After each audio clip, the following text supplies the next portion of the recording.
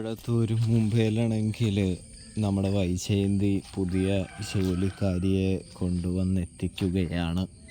ഇതേ സമയം ബബിതയെയും കൃഷ്ണയെയും ഒക്കെ പരിചയപ്പെടുത്തി കൊടുക്കുന്നത് കാണാനായിട്ട് കഴിയുന്നുണ്ട്, സാധിക്കുന്നുണ്ട് പ്രേക്ഷകരെ, പ്രിയ കൂട്ടുകാരെ.